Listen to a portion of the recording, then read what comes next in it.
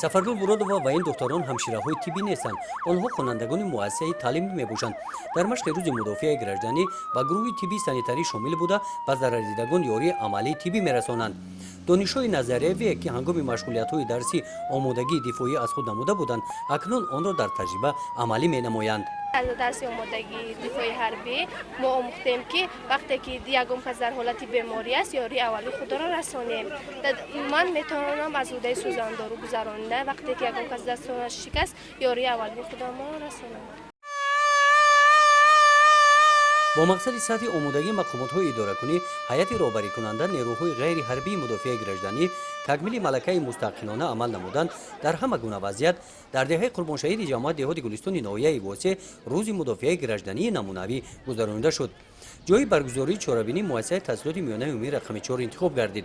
دیرکتوران مؤسسه‌های تعلیمی ناحیه، کارمندان حفظ حقوق و ترتیبات جمعیتی، قسم آتش‌نشانی، ستاد ناحیوی عاید به حالت‌های فوق‌العاده و مدافع گردنی، معلمان و خوانندگان در این چهاربینی حیاتاً مهم فعالانه اشتراک نمودند.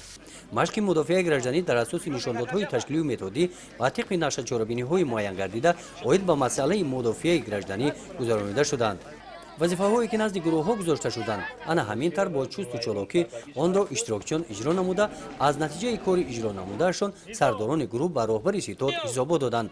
در جنبست چهاربینی اشتراکچیان فعال روز مدافع گردنی با توفیق‌های خودروی قدر کرده شدند.